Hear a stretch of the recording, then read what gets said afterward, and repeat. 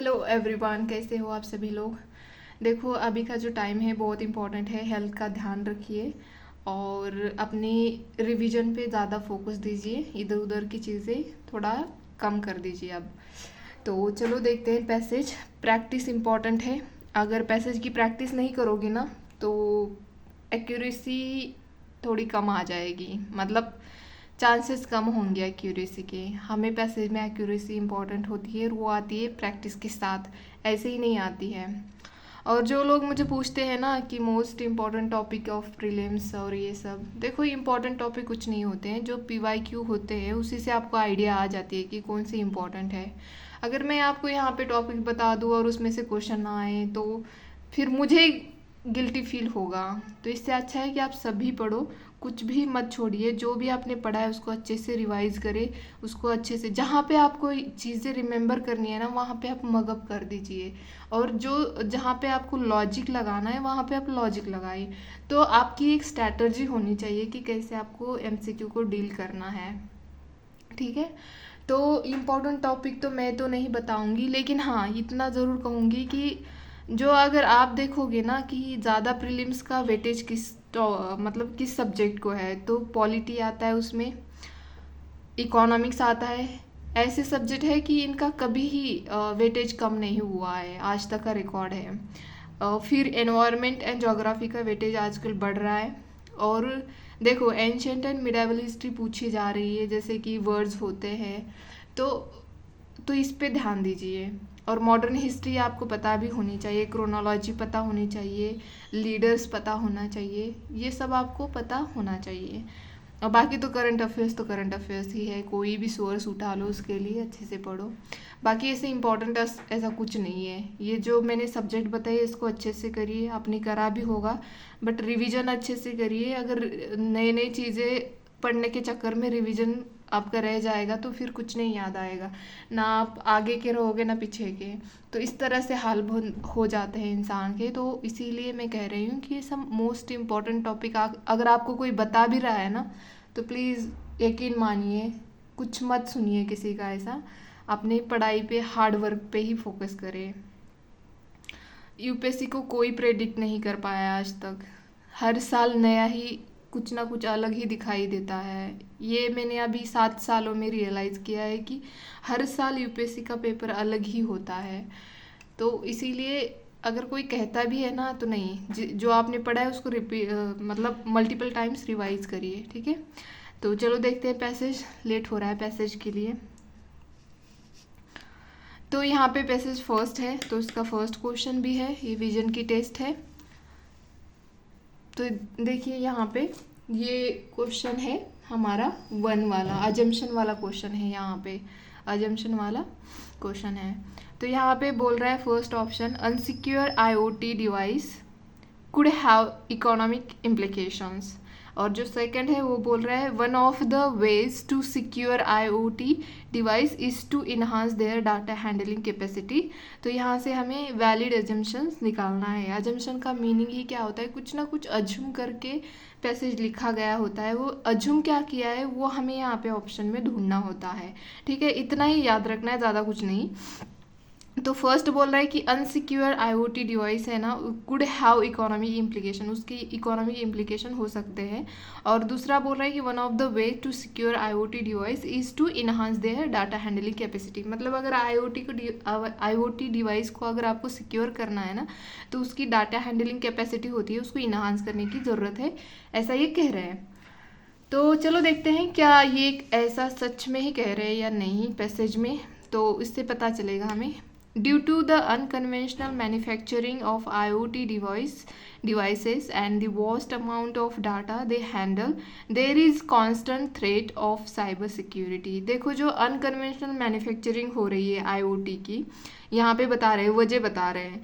और vast amount of data they handle करते हैं, उसका कॉन्स्टेंटली हमें साइबर अटैक का थ्रेट दिखाई देता है। मतलब दिखाई देता क्या, होता रहता है। ऐसे हाई प्रोफाइल केसेस भी हमने देखे हैं कि IoT डिवाइस की वजह से, मतलब डिवाइस के ऊपर अटैक हुए हैं, साइबर अटैक होते हैं। तो ये बोल रहे हैं कि इसका रीज़न यही है कि अनकन्वेंशनल मैन्युफैक्चरिंग है और जो वास्ट डाटा जो जिसको ये हैंडल करते हैं वो है, ये बोल रहे हैं यहाँ पे साइबर अटैक के ये रीज़न बता रहे हैं यहाँ पे। और several high profile incidents where a common IoT device was used to infiltrate and attack the larger network have drawn attention to the need for IoT security। ये बोल रहे हैं कि हाई प्रोफाइल जो इंसिडेंट हुए इसकी वजह से हमें ज़रूरत है कि जो मतलब हमारा ध्यान खींचा गया कि हमें अभी IoT की सिक्योरिटी बढ़ाने की ज़रूरत है। ये यहाँ पे कह रहे हैं सेकंड सेंटेंस में से सेंटेंस वाइज डिवाइड करें ताकि आपको पैसेज समझ में आना चाहिए। पैसेज में समझ में जब तक नहीं आएगा ना तब तक आंसर निकालना बड़ा मुश्किल है। और ये नेक्स्ट वाले में कह रहा है कि the ever looming possibility of vulnerability, जो वनरेबिलिटी होती है उसके बारे में बोल रहा है ये। Data breaches and other risk associated with IoT device usage underscores the urgent need for strong IoT security. तो ये जो प्रॉब्लम्स है डाटा ब्रीचेस और रिस्क जो है IoT डिवाइस रिलेटेड, तो इसको अर्जेंटली नीड है कि इसको हम स्ट्रॉन्ग करें, इसकी सिक्योरिटी जो है वो स्ट्रॉन्ग करें, ये बोल रहा है ये पैसेज हमारा। IoT security is vital for enterprises, मतलब जो भी बिजनेसमैन होते हैं उनके लिए इसकी सिक्योरिटी बहुत ही इंपॉर्टेंट है। As it includes a wide range of techniques, strategies, protocols and actions that aim to mitigate the increasing IoT vulnerabilities of modern businesses।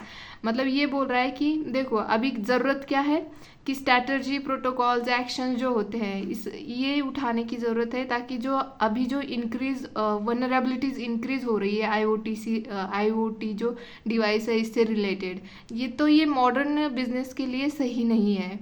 इसके लिए हमें प्रोटोकॉल, स्ट्रैटेजी, एक्शंस लेने की ज़रूरत है। For those deploying IoT systems hardware security and authentications are critical measures. तो ये बोल रहा है कि जिनके पास IoT है उन्होंने डिप्लॉय किया है उनके लिए hardware security and authentication critical measure है, मतलब इसकी ज़रूरत होनी चाहिए उनके पास, ये मतलब हार्डवेयर सिक्योरिटी एंड ऑथेंटिकेशन होना ज़रूरी है, ये बोल रहा है। पूरे पैसेज में ये बोल रहा है कि जो IoT है इसकी मैन्युफैक्चरिंग हो रही है अनकन्वेंशनल मैनर से, और दूसरी बात है कि इसका जो डाटा अमाउंट है वो भी वास्ट है जिसको ये हैंडल करते हैं, ऐसे बोल रहे हैं। तो इसकी वजह से क्या हो रहा है, कांस्टेंट साइबर अटैक होते हैं। और इसके लिए ये भी बता रहे हैं कि ऐसे कुछ केसेस भी आ चुके हैं, मतलब जो साइबर अटैक हो चुके हैं IoT डिवाइस से रिलेटेड, जो साइबर अटैक वाले केसेस हैं ना उसके बारे में बोल रही हैं।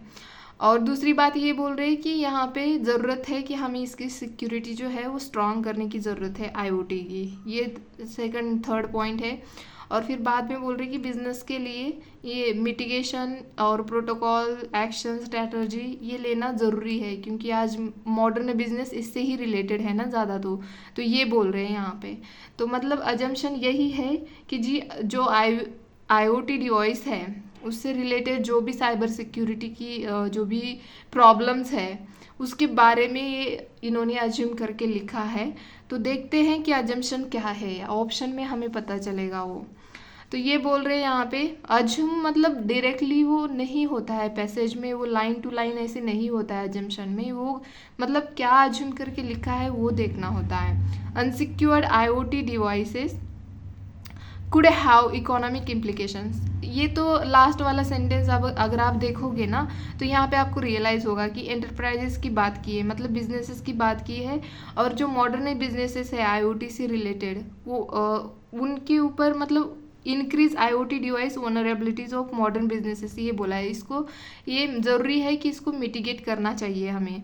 तो यहाँ पे ये हमारा बिल्कुल सही है। अगर अनसिक्योर्ड IoT डिवाइस रहेगा कुड हैव इकोनॉमिक इम्प्लीकेशंस, इसीलिए तो ये पैसेज उन्होंने पूरा इसीलिए तो लिखा है कि मतलब कितना ज़रूरी है हमें IoT डिवाइस की जो सिक्योरिटी है वो स्ट्रॉन्ग करने की।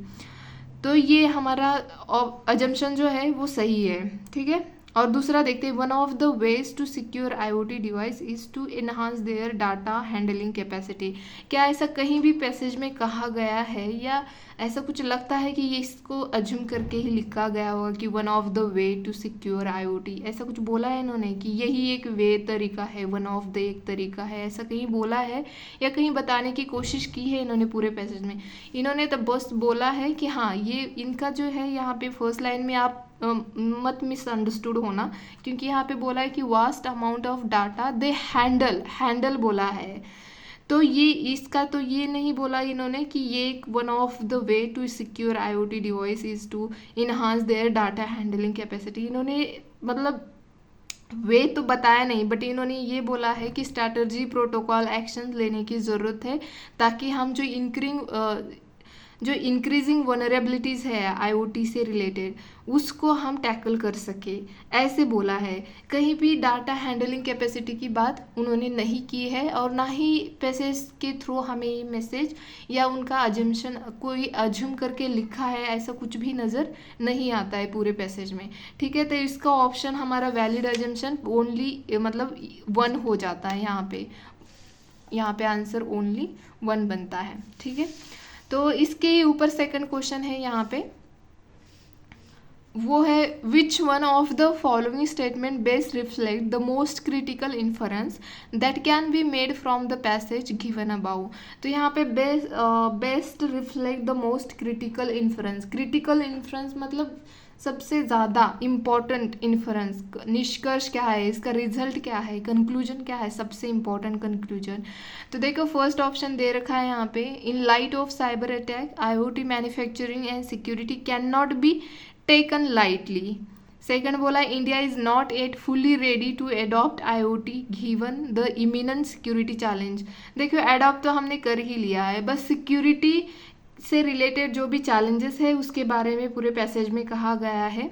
और यहाँ तो मतलब पैसेज में जो कहा है उसके अकॉर्डिंग बोल रही हूँ मैं, अपने GS का नॉलेज नहीं लगा रही हूँ यहाँ पे। ठीक है, तो ये तो नहीं होता है फुल्ली रेडी टू एडॉप्ट, ऐसा कुछ नहीं है। हमने ऑलरेडी यहाँ पे बोला है कि मतलब मैन्युफैक्चरिंग भी हो रही है, इसका डाटा हैंडलिंग भी चल रही है, ये सब बोला है इन्होंने, तो ये तो नहीं है बिल्कुल भी। और सी जो है उसमें while the IoT is the future it is unsafe बोल रहा है ना, तो ऐसा अनसेफ के बारे में नहीं बोला है, बस सिक्योरिटी की बात बोली है, तो अनसेफ वाली तो नहीं आता है, तो सी तो हमारा ऑप्शन नहीं बनता है। क्रिटिकल इन्फ्रेंस की बात की है।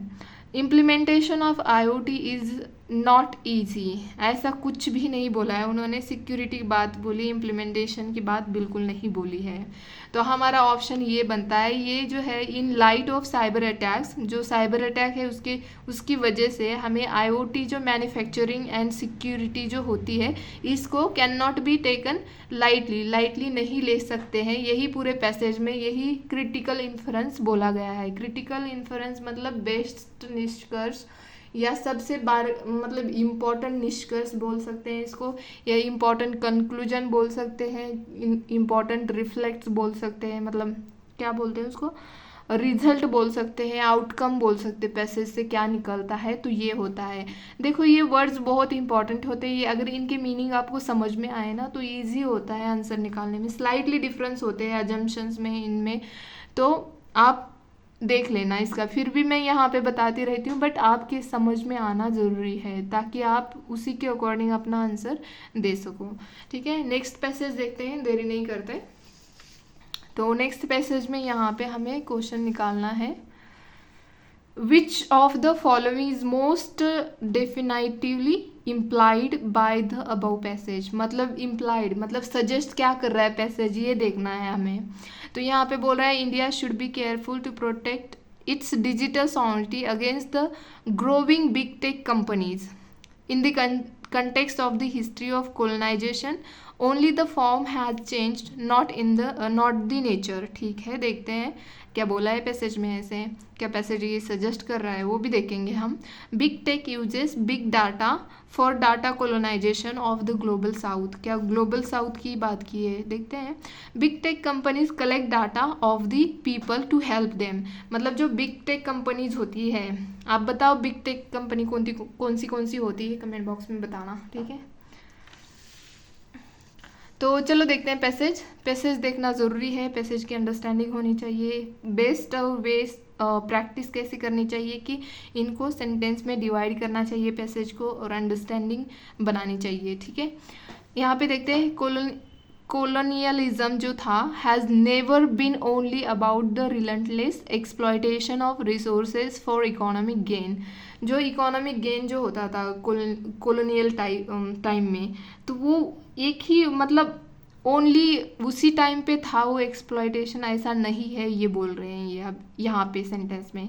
सो इमेंस्ड इन द प्रोजेक्ट और to rob and dominate through violence and force was the project to transform the knowledge and governability of their territories, call colonies and alleged civilize their population. ये क्या करते थे, territories को अक्वाइड करते थे, कैसे force violence इस मतलब दाम दंड शाही ये सब यूज़ करके वो पहले टेरिटोरी एक्वायर करते थे, अपनी कॉलोनीज बसाते थे, फिर उस वहाँ के जो पॉपुलेशन था उनको सिविलाइज करते थे। इस तरह से कॉलोनियल टाइम में ऐसे होता था। तो ये बोल रहे हैं यहाँ पे हिस्ट्री के बारे में तो इतना ही बताया। आगे आप देखते हैं कि बिग टेक कैसे सेम उस तरह काम कर रहा है, ये बता रहे हैं आगे पैसेज में। When big tech and their social divisions deploy datafication to do social good, here to economic and moral ideals feed each other but differently. यहाँ पे भी जो इकोनॉमिकल एंड मॉरल आइडियाज़ है वो क्या करती है, एक दूसरे को फीड कर रही है यहाँ पे, बट डिफरेंटली कर रही है। For helping vulnerable people, something unobjectionable becomes itself a site of exploitation। तो ये बोल रहा है कि helping जो होता है vulnerable people को, ये itself a site of exploitation ही है, ऐसे कह रहे हैं यहाँ पे। Such harm are an intrinsic part of how these companies operate, a natural consequence of rationality at heart। तो ये बोल रहा है कि कैसे ये इंट्रिंसिक जो पार्ट होता है, कैसे कंपनीज उनको ऑपरेट कर रही है, कैसे उसके नेचुरल जो कॉन्सिक्वेंसेस होते हैं वो कैसे दिखाई देते हैं, ये यहाँ पे बोल रहे हैं। अ colonial rationality now applied with in both global north and global south. पहले तो ऐसे पर्टिकुलर एरिया में दिखाई देती थी जो कॉलोनियल रैशनैलिटी थी, मतलब थिंकिंग होती है ना, एक रैशनल थिंकिंग हम बोलते हैं, उस तरह से वो पहले तो एक पर्टिकुलर एरिया में, जैसे कि इंडिया में थी, फिर या साउथ अफ्रीका में थी, इस तरह से ऐसी थी। बट आप जो है वो यहाँ पे पैसेज में ये बोल रहे हैं कि नॉर्थ में भी दिखाई देती है, ग्लोबल मतलब ग्लोबल नॉर्थ मतलब नॉर्थ पोल जो होता है अर्थ का वो, और साउथ पोल मतलब ये नीचे वाली जो कंट्री है उस पे, ये यहाँ पे भी दिखाई देता है। That underlines their business model, और ये अंडरलाइन करता है उनके बिजनेस मॉडल को। As such, no ethical guidelines can ensure that social good, मतलब कोई ऐसी ethical गाइडलाइन जो है गाइडलाइन नहीं है कि इनकी जो social good है उसको इंश्योर करे। will truly be realized through such projection of datafication। ये हमें तब रियलाइज होता है जब प्रोजेक्ट डाटाफिकेशन होता है, तब रियलाइज होने लगता है। तो यहाँ पे सजेस्ट क्या कर रहा है पैसेज ये बोल रहा है कि कॉलोनियल टाइम पे भी पहले ऐसे लोगों को, मतलब पहले तो ट्रेडर बन के आते थे, फिर बाद में ट्रेड करते करते टेरिटरी एक्वायर करते थे, फिर अपना वहाँ पे कॉलोनी बिठा लेते थे और फिर लोगों के ऊपर राज करने लग जाते थे। तो इस तरह से उनका माइंड सेट था ना। तो बिग कंपनी भी जो पुअर लोगों को, जो वनरेबल पीपल है, उनको हेल्प करने के नाम से वो क्या करते हैं, पहले तो थोड़ा बहुत हेल्प करना, फिर बाद में उनका डाटा कलेक्ट करना, और फिर वो डाटाफिकेशन हो जाता है उसका। तो ये बोल रहे हैं यहाँ पे। तो इसके लिए ये सजेस्ट क्या कर रहा है पैसेज, हमें वो देखना है हमारे ऑप्शन में। तो यहाँ पे बोला कि India should be careful to protect its digital sovereignty against the growing big tech companies. तो ये बिल्कुल नहीं कहा है उन्होंने कि ये मतलब ये जस्ट माइंडसेट की बात करें बिग टेक कंपनीज की, और कॉलोनियल टाइम पे कैसे माइंडसेट होता था और इसके बीच में डिफरेंस क्या है। आज के टाइम पे ये बिग टेक कंपनी कैसे रूल कर रही है, जैसे कॉलोनियल टाइम में ब्रिटिश गवर्नमेंट करती थी। ये बस कंपैरिजन है यहाँ पे, वो देखना है। In the context of the history of colonization, only the form has changed, not the nature.